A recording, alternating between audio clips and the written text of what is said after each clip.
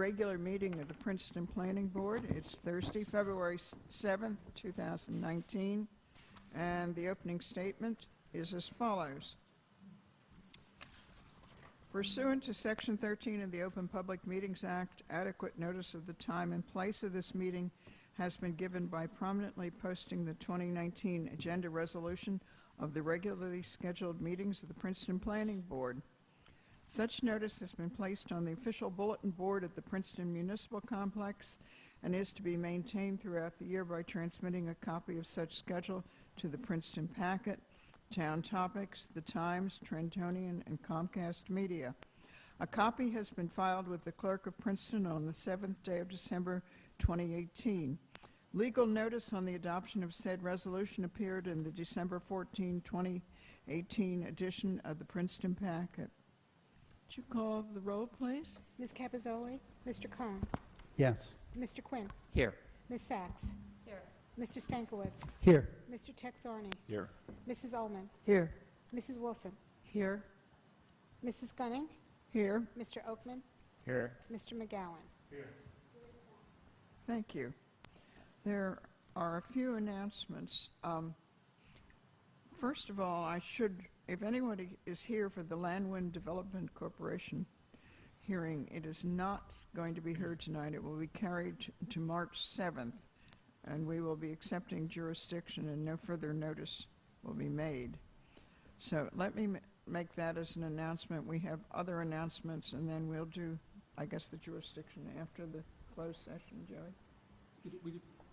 Or do you want to do it? I would do it at the outset. Hmm? I would do it at the outset. I would do it at the outset. Okay, well, shall we do it now? Yeah, let me just ask Eileen. Eileen, proof of service and publication in order Yes. for the Landman application. Yes. The board has jurisdiction, Madam Chair. And yes, we are going to carry it to March 7th. So those of you who are here for that. There are a few other announcements. Ms. Ullman, do you want to talk about the redevelopment group?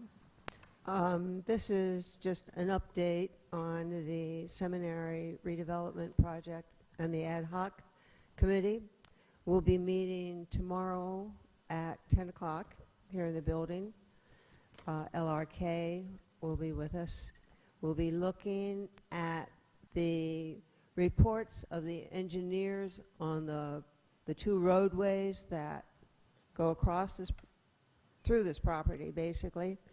And we have a report from members of the Historical Preservation Commission on the historical nature of the buildings that are on the site but that are not in part of the Mercer Hill Historical District. There will be, the public is invited, and if any of you are interested in coming, I hope you will do so. 10 o'clock tomorrow. We have scheduled now another neighborhood meeting on Saturday morning, February 21st. It will be held at Erdman Hall at 10 o'clock in the morning. 23rd. 23rd, sorry folks. Well, that's a Saturday. Whatever it is, it's a Saturday. Right. And that will, again, will be kind of an opportunity for the neighbors to weigh in on the various elements that we've sort of begun to put in place up to this point. So you are certainly invited to that as well. And what was the time of that? 10 o'clock. Thank you. Okay. Any other announcements? Anyone? All right.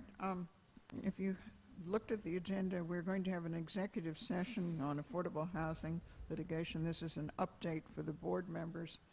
And unfortunately, we can't use the room next door, so we're going to have to ask those of you who are sitting out there in the audience if you'd mind withdrawing into the hallway for, this will be a fairly short briefing, but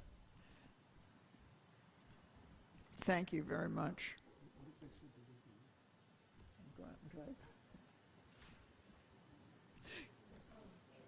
Shut the door, please.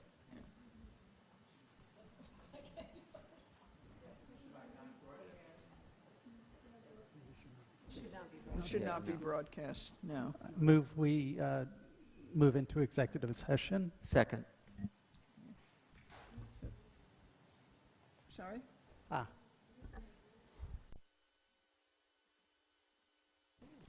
Yeah, well, Mark divided it up, and that was his task. Okay.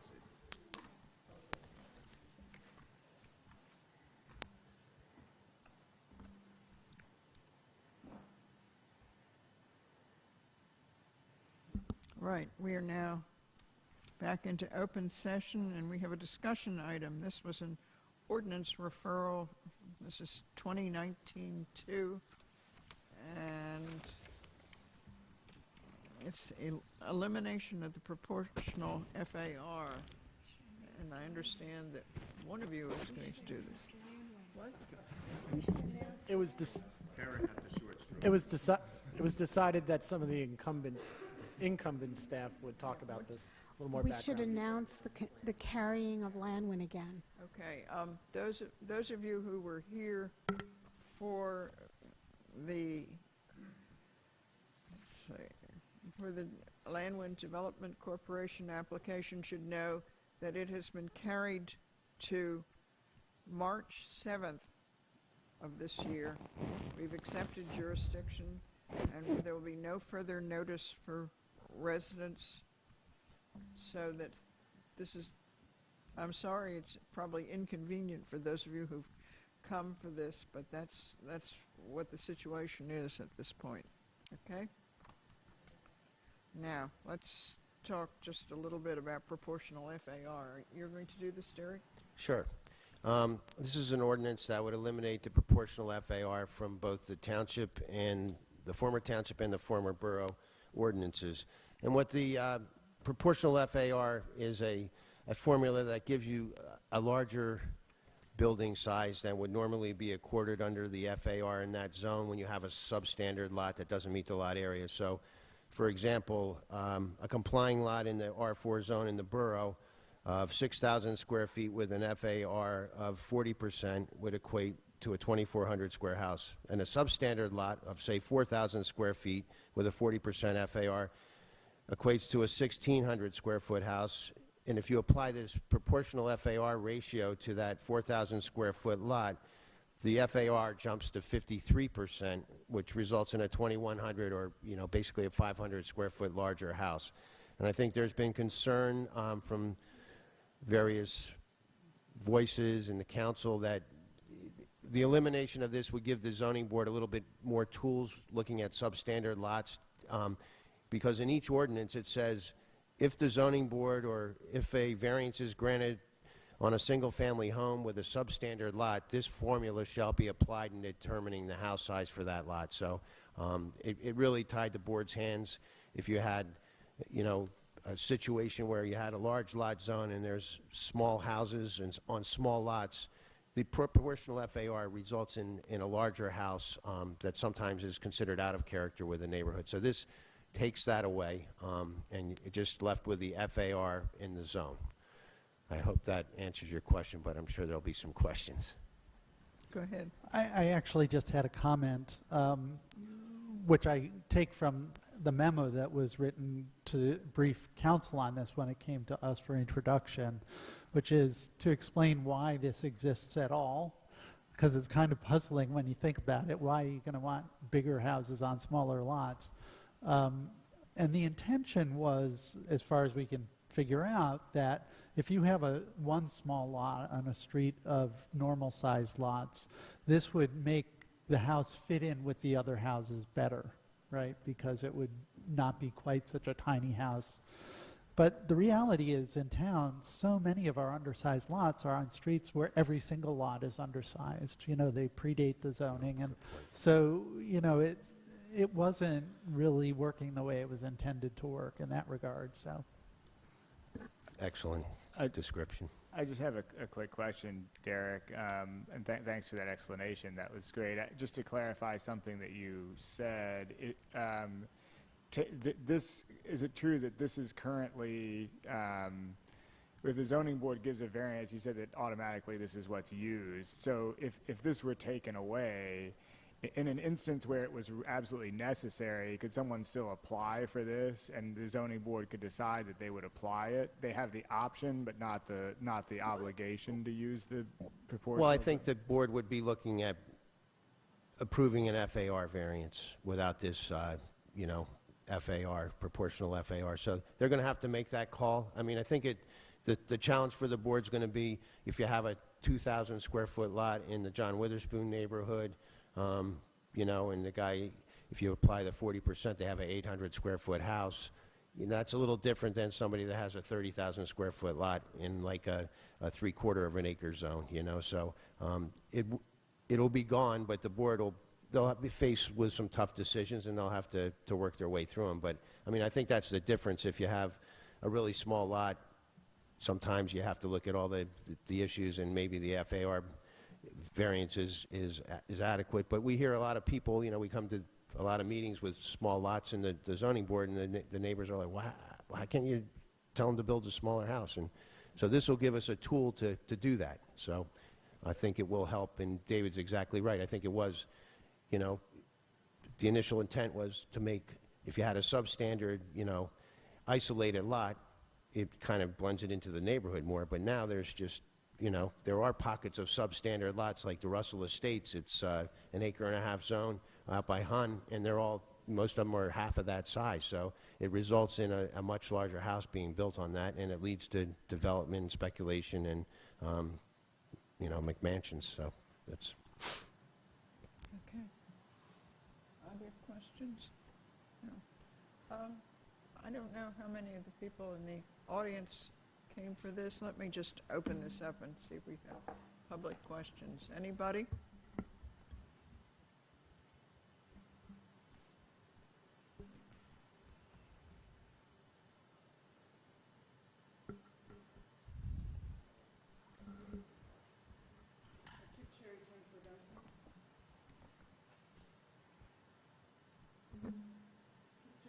Dempsey?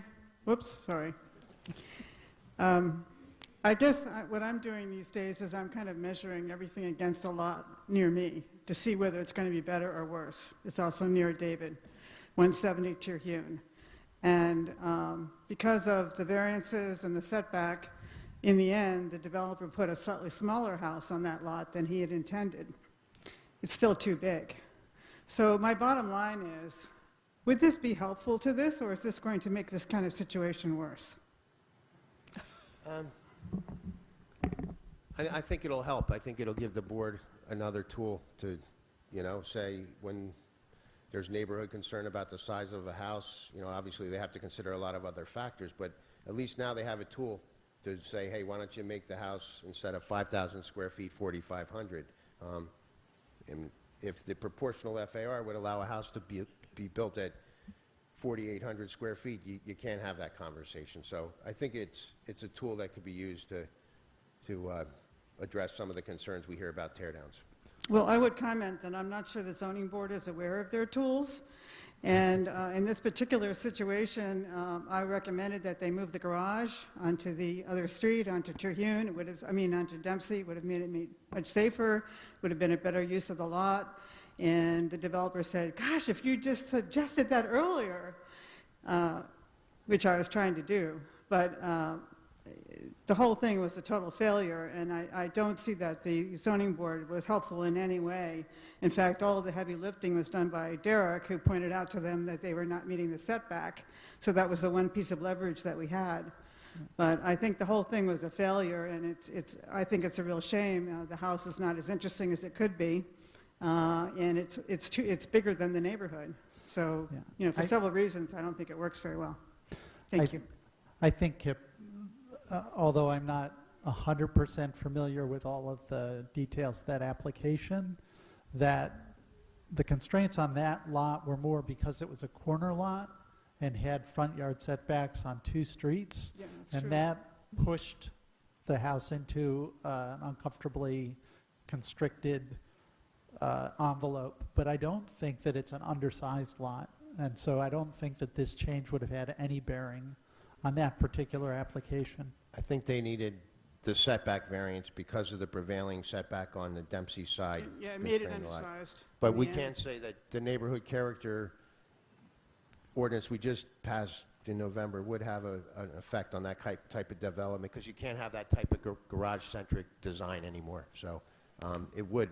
What we have taken steps. It's too late for that house, unfortunately, but the council is aware of it, and as is the planning board. And the I zoning. really recommend training for the zoning board so that they know what tools they have and how to use them. Thank you. Okay, just- anyone else? Just to comment, can I comment on that quickly? Yeah, go ahead. I think, I mean, unless, I think the way I heard what Derek was saying is that, so, you know, certainly hear the point about the zoning board and their tools, but I think that it sounds as if this, to some extent, puts the onus on the applicant to prove something that they didn't have to argue before, right? Because they had, if they had the variance, then they would get that, they would get the proportional zoning, and now they have to say, here's why we need this larger house. And so in that instance, Kip, I mean, I'm confident that the zoning board would discuss it because they're sort of obligated to make sure that this person has demonstrated what they have to demonstrate. And so I think in that sense, this could be a valuable change from that perspective. But I will also comment that I think it's a great idea that the zoning board should be briefed on all of the changes to the ordinance. I don't know if that's happening as a matter of course, but we're making a lot of changes to the zoning ordinance over the course of these couple of years with harmonization and neighborhood character, and the zoning board really should be educated about the changes. We've had a couple education sessions. We'll have another one. I have shared the ordinance with them, and it's a working process, but that's a good point. Thank you. Okay. Anyone else? I think we're supposed to find this consistent with the master plan. Does somebody want to move that? Anyone? Okay, I'll move it. Okay. I'll second. Okay, it's been moved and seconded that this board finds this change in the ordinance is consistent with the master plan. Do you want to call the roll on that, just so we're clear? Mr. Cohn? Yes. Mr. Quinn? Yes. Ms. Sachs? Yes. Mr. Stankiewicz? Yes. Mr. Texarney? Yes. Mrs. Ullman? Yes. Ms. Wilson? Yes. Mrs. Gunning? Yes. Mr. Oakman? Yes. Motion carried. Okay. Thank you, everyone. Move to adjourn? Second. It's moved and second to adjourn. All